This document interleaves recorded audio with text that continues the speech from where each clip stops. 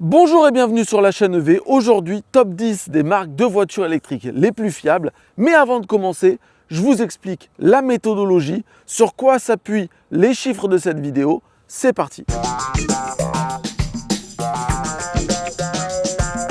Donc, on a fait une grande enquête en ligne. On a fait un formulaire Google Form qu'on a partagé à tous nos abonnés, que nos abonnés ont partagé à leur entourage. On a aussi des potes youtubeurs qui ont partagé cette enquête. On a aussi partagé cette enquête dans plein de groupes Facebook de conducteurs de voitures électriques. L'enquête a aussi été relayée par Automobile Propre. Bref, l'enquête a été relayée par plein de monde. Et fin avril, on a clôturé les participations et on est arrivé à 3055 participants, ce qui est quand même pas mal. De quoi était constituée cette enquête? D'abord, première question, on demandait aux participants s'ils avaient déjà eu une voiture électrique pendant au moins 2 ans. Si oui, l'enquête continuait, sinon, fin. Ce qui veut dire que tous les participants à l'enquête ont au moins conduit la même voiture électrique pendant 2 ans, ce qui leur permet d'avoir un avis un petit peu éclairé sur la fiabilité de la voiture. Ensuite, on demandait aux participants qu'est-ce qu'ils avaient comme voiture, quel modèle, quelle année, combien de temps ils l'ont eu, combien de kilomètres elle a eu au maximum, combien de kilomètres ils ont roulé avec elle, etc., etc. On leur demandait d'attribuer une note de fiabilité au véhicule de 1 à 10. C'est cette note qui fait le classement. On leur a demandé de juger le SAV de leur marque. On leur a demandé s'ils rachèteraient cette marque et sinon, on leur demandait pourquoi, est-ce que la fiabilité était en cause. On leur a demandé leur avis sur la fiabilité des autres marques. Ça, c'est la note de perception. On leur a demandé s'ils connaissaient l'état de santé de leur batterie et si oui,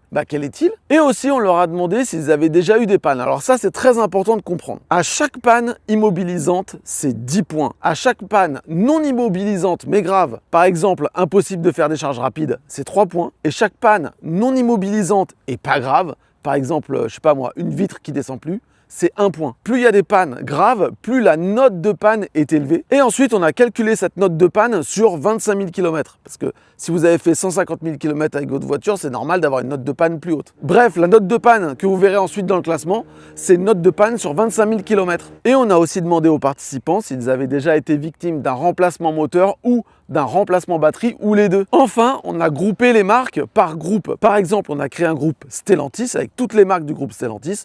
On a créé un groupe BMW Mini, on a créé un groupe Hyundai Kia et on a créé un groupe Volkswagen. Et donc, le top 10 que vous allez voir, c'est le top 10 des marques qui ont recueilli le plus d'avis, le plus de participants. De ce fait, dans ce top 10, il n'y aura pas, par exemple, Mercedes, Audi, Porsche, BYD, Xpeng parce qu'on n'a pas eu assez de participants. Bon voilà, je pense que c'est clair. Maintenant, on passe au numéro 10. C'est parti!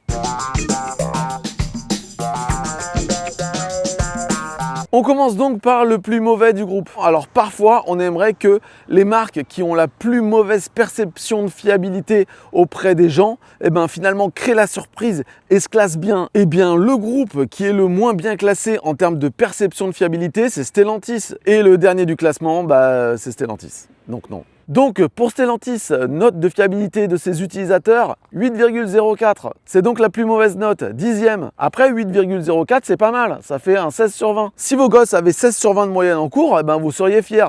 Donc c'est pas si mal. Néanmoins, c'est le 10e. Score de panne, 3,727.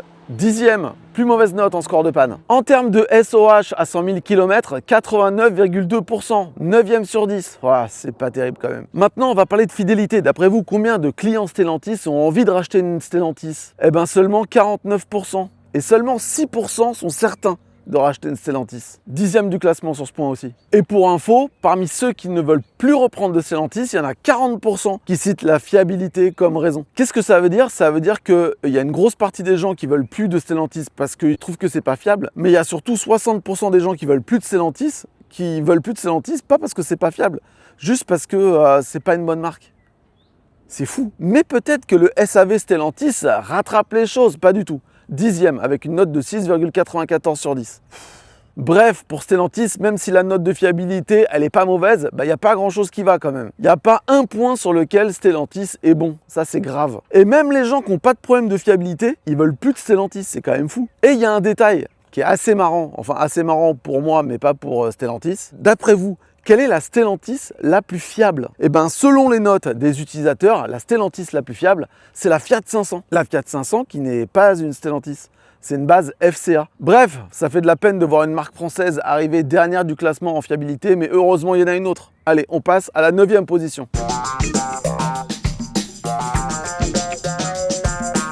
Et en 9e position, c'est Renault. Voilà, un autre français. Super. Alors là, c'est un peu différent. Vous allez le voir. Note de fiabilité 8,77. Ça la place en 9e position du coup. Score de panne 2,475. 9e position aussi pour le score de panne. Donc position de 9e, logique. Au niveau du SOH à 100 000 km, 91,9%. 7e position en dégradation batterie. Petite pause, attention, le chiffre de dégradation que je présente ici, c'est celui de toutes les Renault. Et évidemment, la Zoé, avec sa batterie qui était mal refroidie, mal réchauffée, fait chuter ce chiffre. Parce que pour la Mégane et la Scénic, par exemple, on arrive à des chiffres de dégradation batterie à 100 000 km d'environ 95%, c'est très bon. Par contre, il y a un point sur lequel Renault est vraiment différent de Stellantis, c'est la fidélité. Parce que 86% des clients qui ont une Renault déclarent qu'ils pourraient racheter une Renault. Et il y en a même 32% qui disent qu'ils sont absolument certains de racheter une Renault. Ça place Renault en 5e position. Ça veut dire quoi? Ça veut dire que les gens qui ont une Renault, ils aiment vraiment leur bagnole. Et s'ils veulent changer, c'est à 45% à cause de la fiabilité. C'est-à-dire que le jour où Renault soigne sa fiabilité, ça sera une marque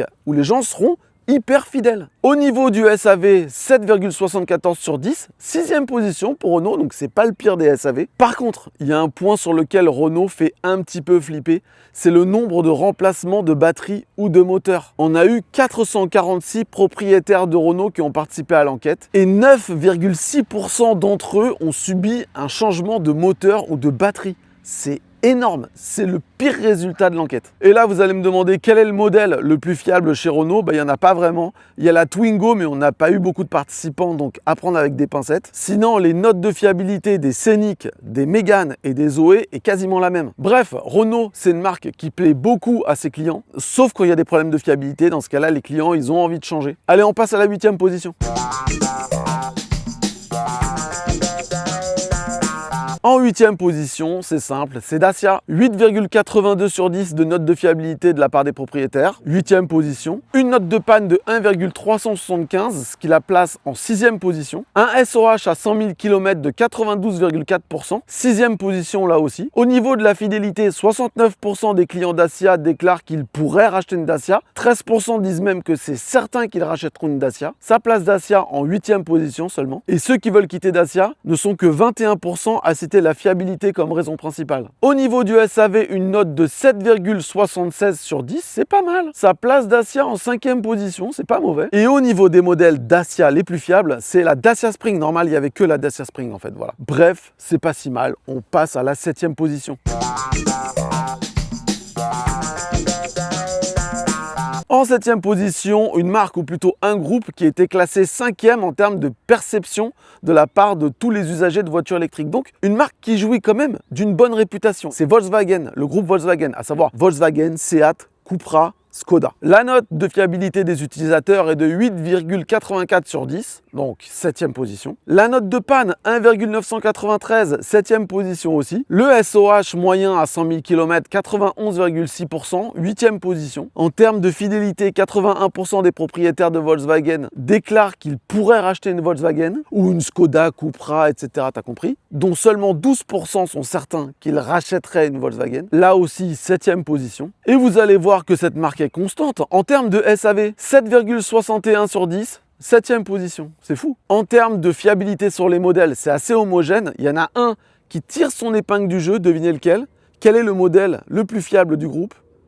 Eh bien, c'est la triplette. Volkswagen e-Up, Skoda Citigo, Seat Mii. Voilà. C'est dans les vieux pots qu'on fait la meilleure confiture, a priori. Et très peu de remplacement batterie ou moteur. À noter ça. Seulement 1,2%. Et si on passait à la 6e position?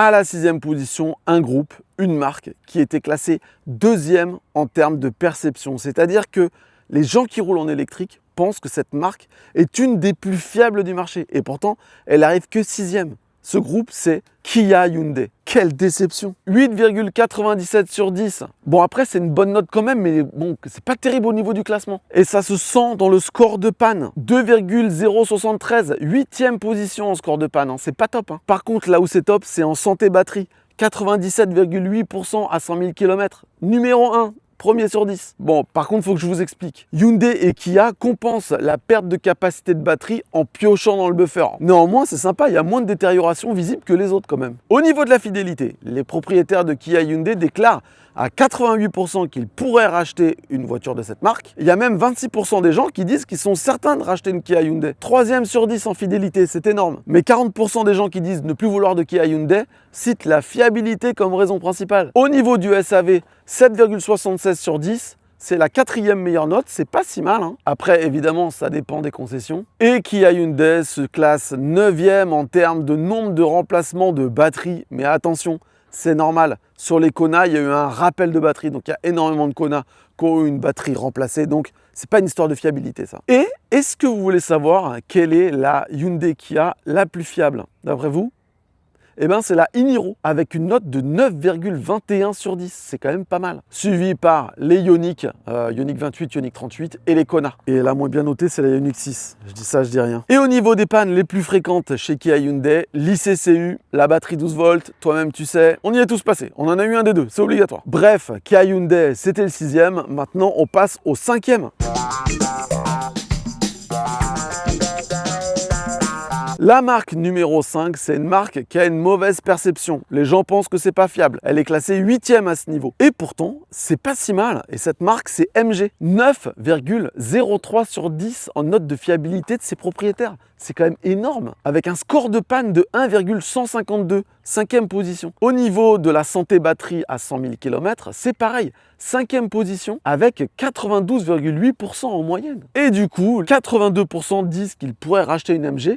Il y a même 22% des gens qui disent qu'ils sont certains de racheter une MG. Et le pire, c'est que ceux qui ne veulent pas racheter une MG sont seulement 19% à citer la fiabilité comme raison. C'est-à-dire que ceux qui veulent changer et ne plus avoir de MG, c'est simplement parce qu'ils veulent une autre marque, une autre voiture, peut-être plus technologique, je ne sais pas. Mais en gros, pour les clients MG, la fiabilité, c'est pas un problème. Par contre, au niveau du SAV, MG arrive 9e avec une note de 7,51 sur 10. Alors, c'est pas une mauvaise note, encore une fois. Et puis MG a pâti de défauts de jeunesse du SAV.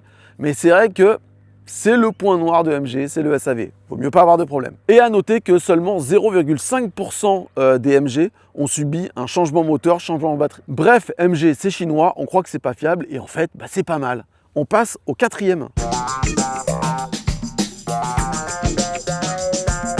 Bon, le 4e, c'est une marque un peu à part, c'est Nissan. 9,16 sur 10, 4e position. Score de panne, je le regarde sur mon téléphone, 0,806, 3e position au score de panne, c'est énorme. Mais attention, dans notre enquête, il n'y a que des Leaf. Ça veut dire que les Nissan électriques modernes, genre Ariya, on ne sait pas, on n'en a pas encore. Par contre, là où le bas blesse, on le sait avec la Leaf, c'est le SOH, l'état de santé de la batterie. Là, Nissan arrive 10e. SOH moyen à 100 000 km, 86,4%. C'est mauvais, mais on le sait, les batteries de Nissan Leaf, c'était mal refroidi, mal réchauffé. Bon, voilà, il y a de la perte de capacité sur les batteries des Nissan. Au niveau de la fidélité, 56% des gens déclarent qu'ils pourraient racheter une Nissan, seulement 5% en sont certains.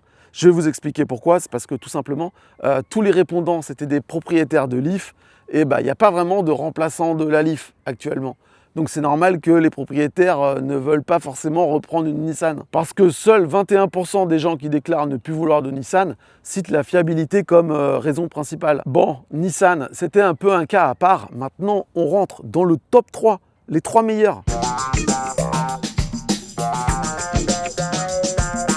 Alors la marque classée numéro 3 en termes de fiabilité de leur voiture électrique, c'est une marque pour laquelle on n'a pas reçu beaucoup de participants à l'enquête. On en a reçu exactement 32. Donc ça va prendre avec des pincettes. Cette marque, c'est Volvo. Score de 9,25 sur 10 de fiabilité. C'est excellent. Score de panne, 0,686. C'est excellent aussi. C'est tout simplement la meilleure note. Pareil pour l'état de santé de batterie à 100 000 km, 94,8, 3e position. C'est excellent. Et la fidélité, c'est pareil, c'est énorme. 88% des propriétaires disent qu'ils sont prêts à racheter une Volvo. Il y en a même 28% qui sont certains de racheter une Volvo. Voilà, je veux une Volvo. Je veux une Volvo, ok ? Donnez-moi une Volvo, je ne prendrai rien d'autre. Ça place Volvo en 4e position de fidélité. Et au niveau du SAV, c'est pareil, 8,27 sur 10, c'est une excellente note. 2e position, il n'y a rien à dire, sauf qu'on n'a eu que 32 personnes qui ont participé. Donc voilà, allez, top 2. La marque qui est arrivée en 2e position a exactement la même note de fiabilité de la part de ses propriétaires que la marque qui est arrivée en première position. Mais la marque qui est arrivée en deuxième position a beaucoup moins de participants que la première. Donc, on la met deuxième. Cette marque, c'est BMW Mini. BMW, là, ce truc-là, là. Je sais pas pourquoi je fais ça. 9,53 sur 10 pour un score de panne de 1,080. Quatrième position pour le score de panne quand même. L'état de santé de la batterie, c'est très bien, 95% à 100 000 km, deuxième position. Et alors là, score de fidélité, ça devient n'importe quoi. Il y a 95% des gens qui ont une BMW ou une Mini qui disent qu'ils pourraient racheter une BMW ou une Mini. C'est énorme. Deuxième position. Il y a même 43% des gens qui disent « je suis sûr de racheter une BMW ». Au niveau du SAV, 8,06 sur 10, troisième position. Et on a eu 86 propriétaires de BMW Mini qui ont participé à l'enquête. Il n'y en a aucun qui a eu un changement de batterie ou de moteur. Je rappelle que Renault, c'est 9,6%. C'est-à-dire que si on avait eu 86 participants qui ont des Renault, on aurait eu genre 7 remplacements moteur ou batterie. Là, on en a 0. Et ce qui est intéressant de noter, c'est que la note de Mini et la note de BMW sont exactement les mêmes, quasiment. Bref, BMW Mini, c'est du solide. Et maintenant, mais qui peut bien être classé numéro 1, je me demande. Quelle marque on n'a pas encore citée? Eh bien, avant de vous le dire, je vous rappelle que si vous avez une voiture électrique et que vous voulez une borne de recharge chez vous, eh bien, je vous invite à aller sur notre site lachaînev.fr, rubrique pose de borne. Là, il y a un petit formulaire, vous le remplissez pour détailler un peu ce que vous voulez, quel type de borne, son emplacement, etc., etc. Et vous allez être mis en relation avec jusqu'à 3 artisans qui vont vous contacter et qui vont vous faire des devis. Ainsi, vous pourrez comparer les prix et les services. C'est gratuit. C'est sans engagement, vous n'êtes pas obligé de signer. C'est sur la chaîne EV.fr, rubrique pose de borne. Il y a plus de 7000 personnes qui ont demandé des devis sur notre site. Alors n'hésitez pas. La chaîne EV, rubrique pose de borne, vous avez vu le QR code là, vous pouvez le scanner maintenant. Qui est le premier? Je vous le dis, c'est Tesla évidemment. 9,53 comme BMW. Première position. C'était aussi la marque qui avait la meilleure perception de fiabilité auprès du public. Donc les gens ne se sont pas trompés. Tesla, c'est fiable. Le score de panne est de 0,694. Ça place Tesla en deuxième position en termes de panne. Au niveau de l'état de santé de la batterie, Tesla c'est un peu moins bon que les autres, quatrième position, avec un SOH moyen de 92,9% à 100 000 km. Au niveau de la fidélité, 95% des clients Tesla qui disent qu'ils seraient capables d'en racheter une. Exactement la même note que BMW, mais 55% des propriétaires de Tesla disent qu'ils rachèteront une Tesla. Point barre. Et ça, c'est au-dessus de BMW Mini. C'est pour ça que c'est première position. Et si vous voulez tout savoir, les gens qui ne veulent plus racheter de Tesla citent seulement à 5% la fiabilité comme en étant la cause. C'est rien du tout. Et le score le plus incroyable, c'est au niveau du SAV. 8,57 sur 10, ça place le SAV Tesla à la première position. C'est-à-dire que vous avez souvent entendu plein de fois « Ouais, le SAV Tesla, c'est... » Non, c'est trop bien le SAV Tesla. Je suis client Tesla, je peux vous le dire. Et je suis pas tout seul, la preuve, première position. Enfin, c'est probablement pas parfait, mais en tout cas, c'est mieux que les autres. Et je le pensais, et je suis content de voir que je suis pas tout seul. Et une petite stat, pour le nombre de remplacements de moteurs et de batteries, Tesla se classe à la 7e position avec 2,9% de moteurs et de batteries changés chez les propriétaires Tesla. Sachant qu'on a eu 1068 participants à l'enquête qui sont propriétaires de Tesla. Donc c'est vraiment un gros chiffre, on a une belle note, on a des bonnes stats fiables et solides. À noter que le score de Tesla est tiré vers le bas par deux modèles, le modèle S et surtout le modèle X. Le modèle X, il a une note de fiabilité de 7,75 sur 10, c'est tout pourri. Les pannes les plus fréquentes, vous les connaissez, recharge, carrosserie, porte, suspension, direction, tu m'étonnes, je me suis fait les triangles moi aussi, hors garantie, c'était sympa. Capteur, électronique, multimédia et moteur transmission, voilà. Et si vous voulez tout savoir, les modèles les plus fiables chez Tesla, c'est Model 3, Model X propulsion de 2022. Voilà, c'est ceux qui ont les meilleures notes. À noter que j'ai envoyé tous les résultats à Tesla Geek et Tesla Geek va sûrement faire une vidéo dédiée à la fiabilité de Tesla parce que vu qu'on a plus de 1000 participants, on peut commencer à creuser, à rentrer dans les détails. Donc je vous invite à vous abonner à la chaîne de Tesla Geek. Voilà. Bon bien voilà, cette vidéo est terminée. Alors quelques petits chiffres supplémentaires et quelques petites infos supplémentaires aussi. D'abord, j'ai envoyé aussi tous les résultats à Automobile Propre. Donc il y a des chances qu'il y ait des articles qui paraissent sur Automobile Propre, des articles un peu plus détaillés, un peu plus fouillés. Donc je vous invite à vous abonner à la newsletter d'Automobile Propre pour recevoir ces articles dans votre boîte mail. Maintenant, une petite stat supplémentaire. Savez-vous combien de clients de voitures électriques pensent que la voiture électrique est plus fiable que la voiture thermique?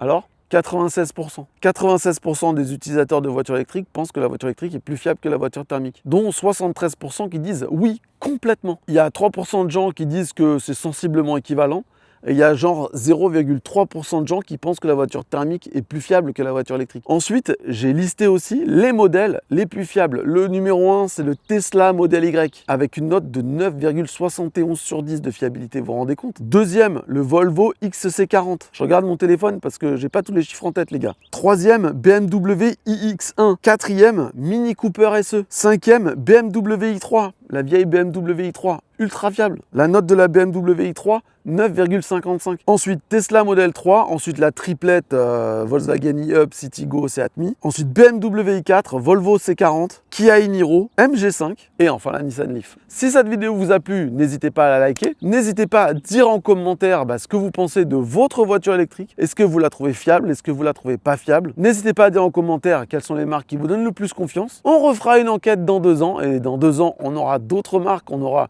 BYD, on aura Xpeng, ça sera très intéressant. En attendant, je vous remercie. N'hésitez pas à vous abonner parce que plus on a d'abonnés, plus c'est facile d'avoir des voitures comme celle-là que je vais tester bientôt. Et à la semaine prochaine pour une nouvelle vidéo. La bise!